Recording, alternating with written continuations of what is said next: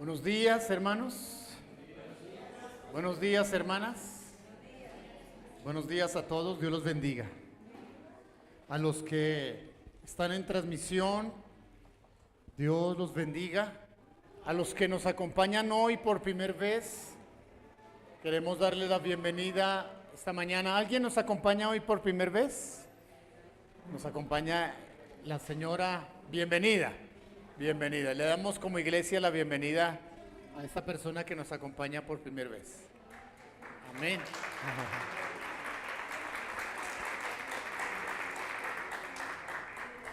Tenemos hoy un día especial. Es un día de celebración de primicias. La Biblia nos habla acerca de seleccionar, escoger, apartar lo mejor, lo primero para Dios.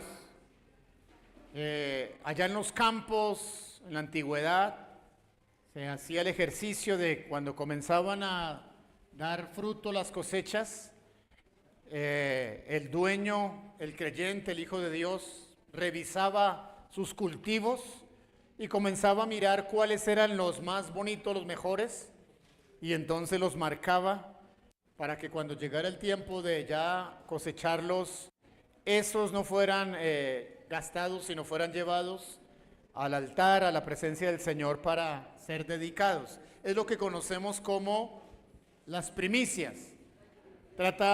Tiene que ver con seleccionar, tiene que ver con apartar y tiene que ver con consagrar lo primero y lo mejor para Dios. También la Biblia nos enseña que de los hijos que tenemos, el primer hijo varón nacido, el primogénito, era también consagrado a Dios, y como si no era levita para que se quedara en el templo sirviendo, entonces se daba una ofrenda por el rescate, dice la Biblia. Algunos pueden argumentar, pero eso está escrito en la ley. Recuerde, Jesús dijo: no he venido a incumplir la ley, sino he venido ¿a qué? A cumplirla, a ponerla en práctica. Así que entendemos esto de parte de Dios. Bien, vamos a estudiar de la palabra del Señor y posterior, al terminar la predicación, hacemos la ceremonia de las primicias. Así que lo que trajo de primicias, téngalo ahí pendiente, y luego de la enseñanza hacemos esta ceremonia para dedicar lo que traemos delante del Señor. ¿Puede abrir su Biblia, por favor, en el Salmo 1? Aprovechando que vamos a hablar acerca de frutos, vamos a hablar acerca de primicias, vamos a mencionar algunas verdades que están descritas en este Salmo 1, que tiene que ver también con frutos, con árboles, con cosecha. Y vamos a aprender un poquitico acerca de eso, esa relación que hay entre los frutos, las primicias, lo que se aparta para Dios y lo que tenemos delante de Dios. Primicia tiene que ver con eso, ¿no? Con seleccionar lo primero y lo mejor para el Señor, porque el Señor mismo lo ordenó a fin de que nosotros fuéramos bendecidos.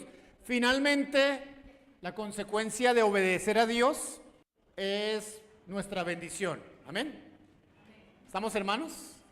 La consecuencia de obedecer a Dios es nosotros nos atraemos la bendición. El fundamento bíblico de las primicias es que le pertenece al Señor lo seleccionado, lo recogido, lo consagrado a Dios, y el resto de la cosecha que venga, que Dios nos permite gastar nosotros, entonces está bajo esa bendición y bajo esa gracia de Dios. Sean frutos, sean animales, sean hijos, todos están dentro de ello.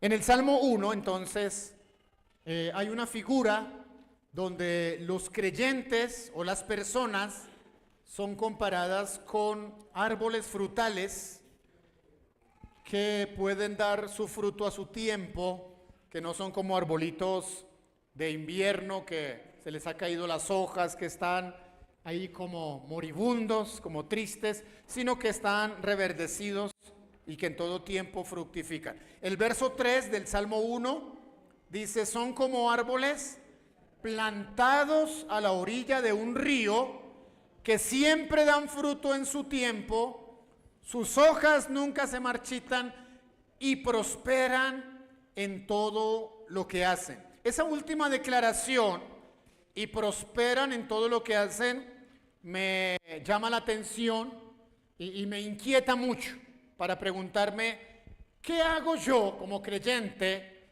para ser de aquellos que todo lo que haga tenga prosperidad?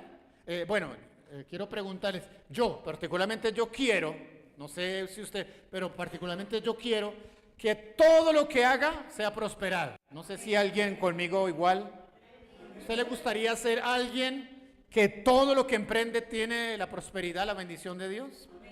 Por supuesto. Así que es echar mano de esta promesa y dice eso, ¿no? Todo lo que hagan prosperará. Yo deseo ser uno de esos creyentes. Ahora, la Biblia le dice en el Salmo 1, en el verso 1, que a este tipo de creyentes que prosperan en todo lo que hacen, en el verso 1 le llama bienaventurado. Porque así es que abre el Salmo. Bienaventurados son, y entonces describe. Así que no solamente son prósperos, sino son ¿qué? Bienaventurados. No sé qué tan familiar les suena esa palabra, pero tiene que ver con una dicha especial que recibe aquel que hace las cosas bien. El bienaventurado no es un amargado. El bienaventurado es alguien que está feliz, que celebra todos los días, que día y noche vive en celebración, porque todo lo que hace, ¿qué? Pero ¿cómo no va a estar alegre si todo le sale bien? Ahora, no todas las personas, no podemos decir que todas las personas todo lo que hace le sale bien. No, hay personas que cualquier cosa que dicen o intentan, todo se les enreda, les sale chueco.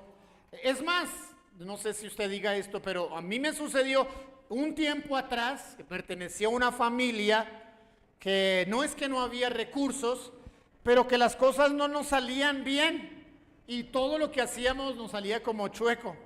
Recuerdo hace muchos años de niño que nos decían, pero en su casa, ¿cómo es que nos decían eso de en casa de herrero qué? ¿A dónde? Sí. Y estaban diciendo que, pero su papá es un gran constructor, pero en el barrio la casa más feíta, el ranchito más, si él hace cosas también hechas, pero casa de herrero. No todo lo que hacíamos prosperaba, pero es que estábamos alejados de esta bienaventuranza. Por la misericordia de Dios, junto con mi familia, experimentamos su amor y su gracia, y ahora soy de los que digo, soy bienaventurado. Todo lo que hago, Dios está bendiciéndome. Espero que yo tenga delante de mí personas de esa bendición. ¿Qué cosas debemos hacer para ser este tipo de creyentes? Ahora, escúchenme una cosa. En el Salmo 1, que estamos estudiando, nos dice que hay otro grupo de personas. Mire cómo lo describe el verso 4. No así los malos, que son como el tamo que arrebata el viento. Hay otro grupo de personas diferentes a nosotros, que lo espiritual es una recocha, es un juego, que se burlan de Dios, que se creen, ¿sí? Y dice, son como tamo que arrebata el viento. No les prospera las cosas. ¿Usted quiere ser parte de ese grupo de ser como tamo que arrebata el viento? No. Por supuesto que no. Yo quiero ser del otro grupo.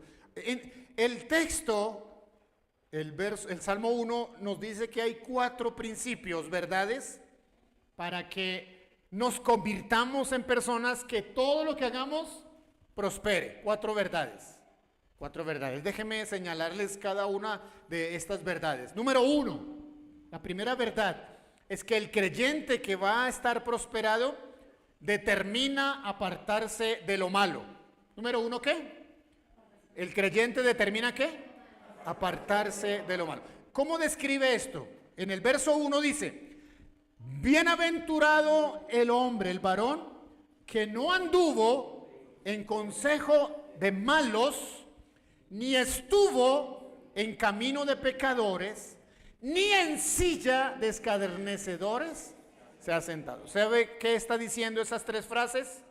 Que aquel que quiere ser bendecido, ser prosperado, que todas las cosas le salgan bien, necesita determinar apartarse de lo que es malo.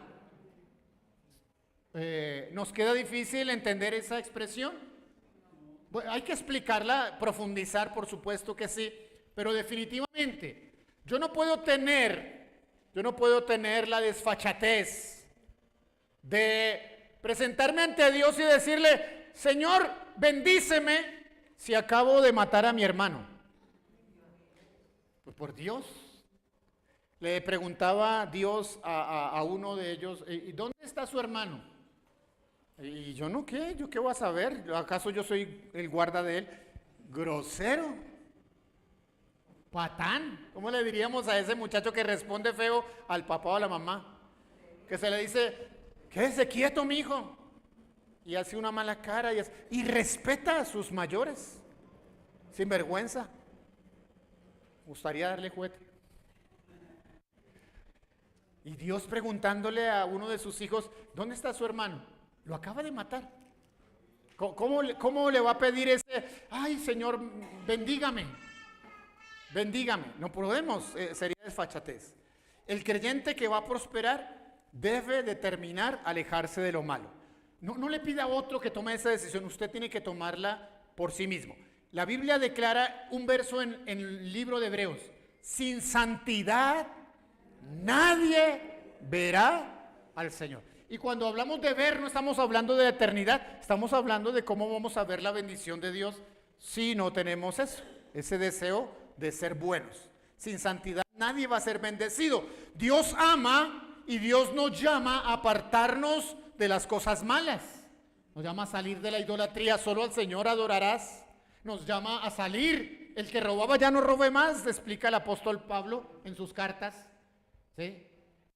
También dice en Efesios: hablemos la verdad y no la mentira. Y entonces nos habla la Biblia a hacer lo correcto, apartarnos de malas conversaciones. Mire, es molesto estar en medio de personas que de 10 palabras, 15 son groserías. A mí me pasa, me hace doler la cabeza, el alma, el corazón, hasta la suela de los zapatos me duele. Cuando al mugre de las uñas, me duele hasta, porque no estamos acostumbrados a eso. Mire, Pedro, siendo un buen creyente, siendo un gran hijo de Dios, un día, siguiendo así de lejitos, bajémosle un poquito a la ganancia, un día Pedro, siguiendo al Señor de lejos, estaba en una hoguerita allá y había unas personas, pero esas personas hablaban re feo.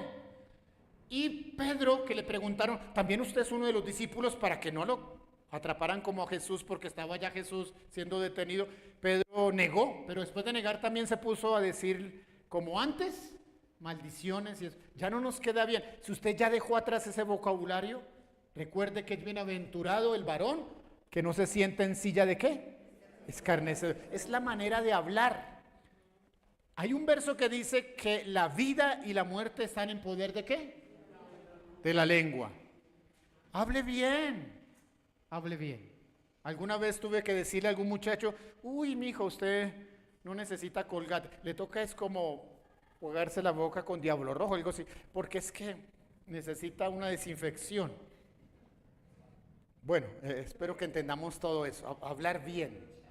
Las malas conversaciones, dicen los proverbios, ¿sí?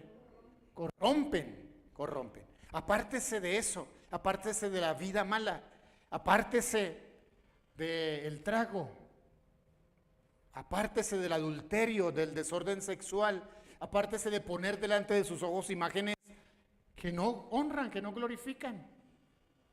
Se sentiría bien que Jesús estuviese a su lado viendo lo que usted está viendo, oyéndolo. Haga eso. Eso dice apartarse de lo que no es bueno. Determine estar en el buen camino. Número dos, la segunda verdad de este salmo: ¿quién es el creyente que va a ser prosperado en todo lo que hace? Uno, el que se aparta del mal. Dos, el creyente que prospera en todo se deleita en la palabra de Dios. Mire el verso, dice 2, sino que en la ley de Jehová está su delicia y en su ley medita de día y de noche. Según esa expresión de día y de noche, ¿cada cuánto debería un creyente acercarse a la palabra de Dios? Todos los días, en la mañana y en la tarde, de día y de noche. ¿Sí? Haga de la palabra de Dios su consulta diaria. Coma todos los días del alimento espiritual. Recuerde que Jesús mismo indicó, no solo de pan vivirá el hombre, sino de ¿qué? Toda palabra que sale de la boca de Dios. Ahora, ¿cuántos negamos que ver el pan y oler el pan, eso sí que es delicioso? A algunos solo con mencionarlos ya les produce en la boca cierto gusto. Porque tenemos esas sensaciones. Vean, mejor que eso, la palabra de Dios. ¿Sí? Es importante. No solo la Biblia nos llama a leerla, dice, sino que en la ley de Dios está su delicia. Deleites en la palabra de Dios. ¿Sí? Acérquese todos los días a la Biblia con esa expectativa de deleitarse. ¿Qué hacen los niños cuando uno le promete un helado? Así usted debe ser con la palabra de Dios.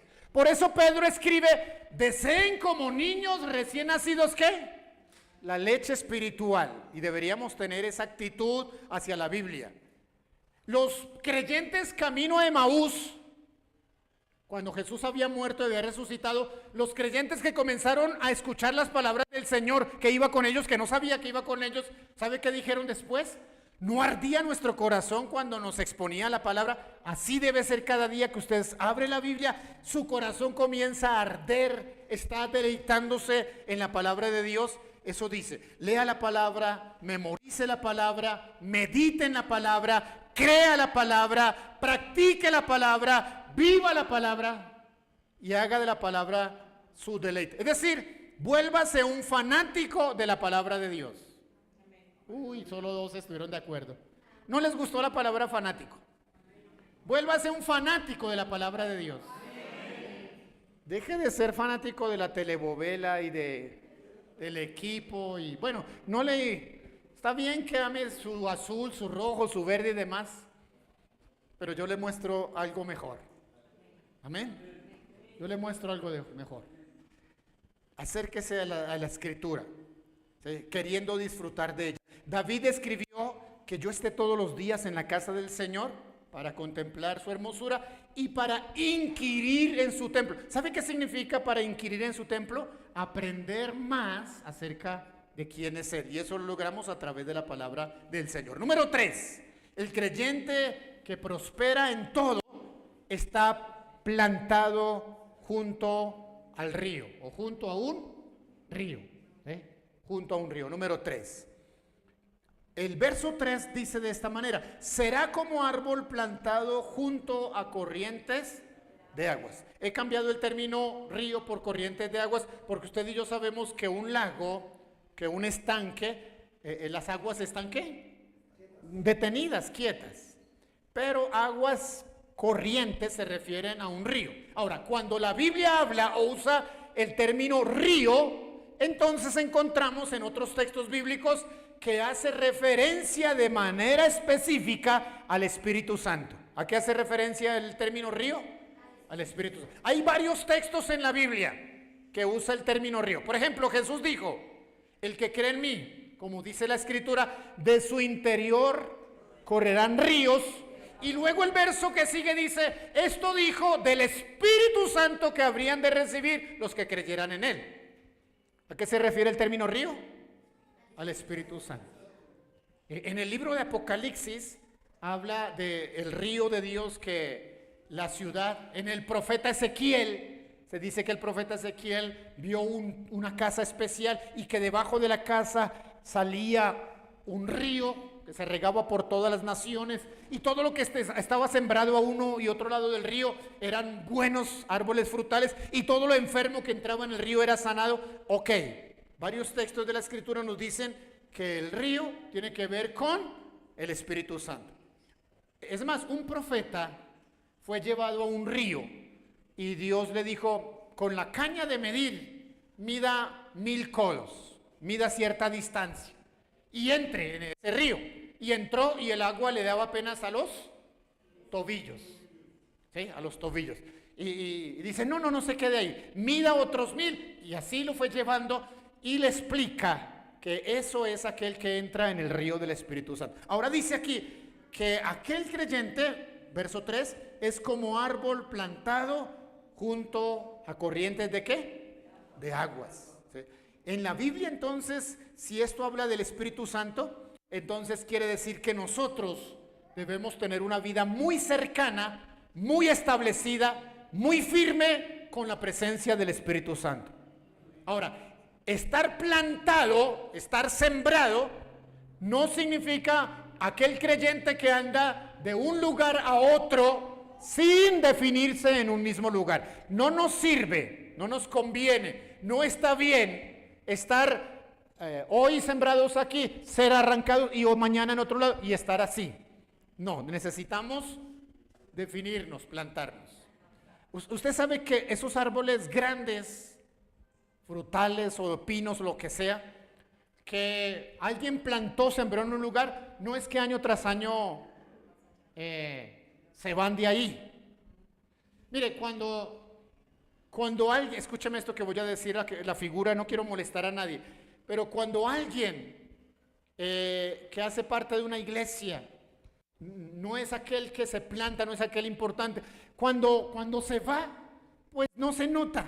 Pero note que cuando un árbol se cae, deja un gran orificio, porque se va a notar. Usted no es, leímos hace unos días atrás, nosotros no somos de los que retrocedemos. Nosotros somos los que estamos, ¿qué? Afirmados en el Señor. El que está plantado junto al río, el que se deja guiar por el Espíritu Santo, el que profundiza en el conocimiento de Dios, en su relación con Dios. El Salmo dice estar plantado en un lugar adecuado. Es importante que usted lo haga. Establezca su vida junto al río de Dios. Este es el año en que hemos determinado algo que se llama viviendo nuestro ¿qué? Pentecostés. ¿Qué significa eso? Que nosotros somos plantados. ¿Nosotros somos qué? Plantados junto a corrientes de agua. Ya dejemos de estar de un lado para otro.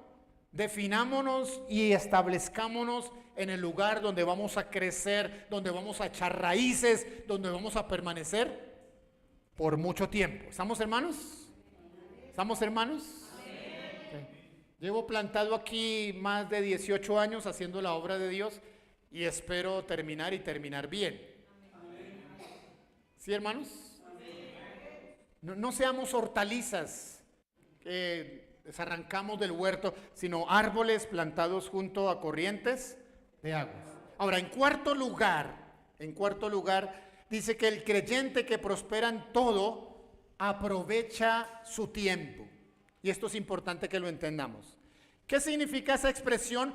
Que da su fruto en su tiempo. Escúcheme. Dios estableció para la naturaleza y para nuestro sustento todo tipo de alimentos frutales o de hierbas. Y cada uno tiene su color, su forma, su tiempo. ¿Sí? Uno sabe, esto no es una naranja, aunque es redondo. Eso se llama melón. ¿Sí? Y tiene su tiempo. ¿Cuál es el tiempo de cosecha de esta fruta? ¿Cuál es el tiempo de cosecha de esta fruta? ¿Sabe que el mango demora para su primera cosecha 7 años? Pero después de que da la primera cosecha dicen que puede dar hasta 100 años cosechas. ¿Sí? Increíble. Pero hay otros frutales más pequeñitos. Una calabaza puede ser que usted la siembra y en 6 meses tiene la calabaza y después de que está la calabaza en 15 días ya no más. Si es que la dura los 15 días. Si usted quiere ser una calabaza, es apenas una enredadera. No, yo no creo que usted y yo estemos llamados para ser enredadores ni enredadera, sino de ser. De hecho no dice, bienaventurado será como una enredadera, no, será como un árbol. ¿Estamos hermanos? ¿Será como un qué? Árbol. Las plantas que son así débiles y que son tipo enredadera, casi todas necesitan un mentor o una guía o una cuerda que lo sostenga para que no estén ahí en el piso. Pero no nos compara la Biblia con ningún, nos compara con árboles. ¿Nos compara con qué? Con árboles. Mire la persona que está a su lado, mírele. No le diga nada, ni tampoco, solamente dile qué bonito estás. Como un árbol plantado, como un árbol plantado. Escuche esto. Dios le estableció a cada árbol un tiempo. ¿Estamos, hermanos? Y escuche, no es que Dios tenga cada año que recordarle al mango, a ver, produzca que este es el tiempo de... No. No está un día la piña diciendo, un año diciendo, ay, me provoca este año más bien pasar de largo y no dar cosecha. No, la ley de Dios está establecida sobre la naturaleza y la naturaleza se alegra de cumplir la ley de Dios. Amén. Todo esto da testimonio de la variedad, de la hermosura, de la sabiduría, de la gracia de Dios. Nosotros somos aquellos que debemos mostrar honra, hermosura, sabiduría y la gracia de Dios y dar fruto en su tiempo. Ahora, escúcheme, hay árboles que va a llegar el invierno, sus hojas se caen, quedan sus bracitos, sus ramas, solo chamicitos.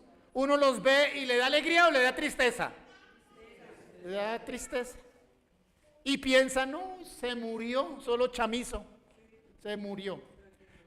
Aguantan el frío del invierno, Ahora, para nosotros esa figura no es común, porque no somos ciudades donde nieva, donde hace frío, no. Mire, tenemos, y hermanos, que tenemos el hermoso privilegio de vivir en una tierra donde todo el año hay frutos de cualquier tipo. ¿No le alegra eso, hermanos? Dios nos dejó vivir en una tierra que tiene todos los pisos térmicos, que muy cerca hay calor, hay frío, hay páramo, hay de todo. Los extranjeros vienen y una de las cosas que les gusta visitar son nuestras plazas por la cantidad de frutales y preguntan y cómo se llama esto y destapan esto y son curiosos. Y nosotros todo el año tenemos en abundancia. ¿Sí? Algunos de nuestros familiares, porque tenemos familiares viviendo fuera del país, y nos dicen, uy, ¿qué día les mostramos un aguacate grande? ¿Sí? 2,000 pesos, uy, eso aquí vale $7. 28,000, 40,000 pesos para nosotros. Ay, Dios del cielo. Démosle gracias a Dios por la abundancia que nos ha dado.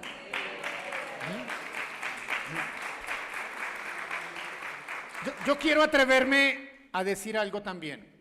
Así como tenemos tantos frutales de colores y demás haciendo su función, yo creo que la iglesia, la promesa, son árboles que dan fruto a su tiempo.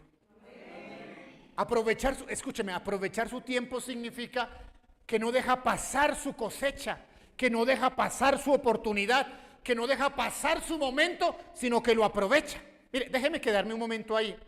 Un día Jesús salió temprano con sus discípulos y dice que el Señor quería comer algo, no había desayunado. Entonces vio una higuera y se acercó para coger fruto de ella, pero no encontró nada. ¿Sabe qué hizo Jesús? ¿Ha leído qué hizo Jesús en la Biblia? La maldijo y le dijo, nunca más nazca fruto de ti. Al otro día pasaron y los discípulos quedaron boquiabiertos. ¡Oh! Señor, se secó la higuera que ayer le dijiste. Y el Señor les dijo, no se sorprendan, ustedes pueden hacer más cosas, pero la pregunta es por qué Jesús, mire, esta higuera, según nos dice la Biblia, estaba desaprovechando su ¿qué? Su tiempo. Y hay muchas, no pocas, hay muchas personas, pasa el año, pierden su oportunidad, no cosechan, no crecen, no dan fruto, llega el siguiente año, parecen árboles de invierno, están sequitos, dan tristeza, no reverdecen, no dan fruto, pero parece que viven todo el tiempo en invierno. A ver, hermano. Pero déjeme decirle una buena noticia. Escúcheme. Así como Dios en la naturaleza puso la capacidad, esto es importante, como Dios puso la capacidad en la naturaleza, después de un invierno, volver a reverdecer, porque todavía sigue plantado, todavía sigue sembrado, y vuelve, y pasó el invierno, y comenzaron a salir las hojas, y se llena de hojas, y ya no se ve triste, sino se ve alegre, y después comienzan a salir las flores, y las flores se cambian por frutos, y entonces ya es otra. De esa misma forma que existe en la naturaleza, espiritualmente es posible que aquel que está seco, que aquel que ha caído su hoja, que aquel que no ha podido avanzar, que pasan los años y no logran nada, nada le sale bien, pero de pronto decide que el Espíritu Santo toque su vida y entonces comienza a reverdecer, comienza a echar hojas. ¿Sabe cuál es la conclusión? Y todo lo que hace, prosperará. Yo no sé, hermano, si usted vino aquí esta mañana como un árbol de invierno, sin hojas, seco. Pero la buena nueva es que Dios quiere cambiar su realidad y hacerlo reverdecer para que su hoja no caiga y dé fruto y todo lo que haga prospere. Amén. Le recuerdo 4 cosas que usted tiene que hacer para que usted sea un árbol de este tipo. Número 1, determine apartarse de lo que es malo. Número 2, deleítese todos los días en la palabra de Dios. Leerla, practicarla, aprenderla, interpretarla, memorizarla, creerla, vivirla. Número 3, plántese junto al río del Espíritu Santo. Y número 4, aproveche su tiempo. Número 4, ¿qué debe hacer? Aproveche su tiempo. Escúchame, quiero decir algo.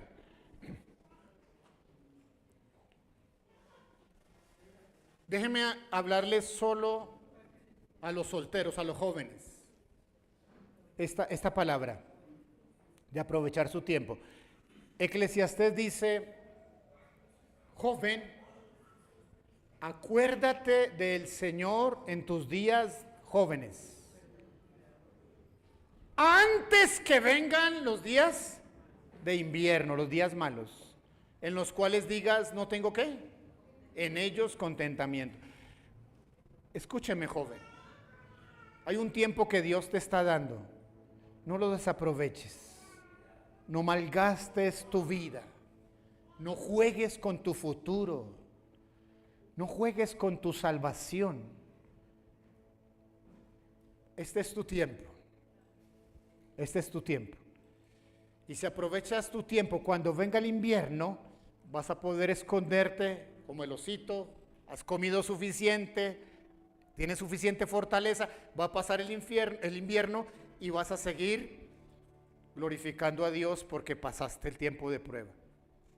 Lamento que muchos se queden en ese tiempo, se secan y lo que finalmente dicen, no, me aparto. Pero no solo le comparto esta palabra a los jóvenes, recordé el texto y hablé a ellos.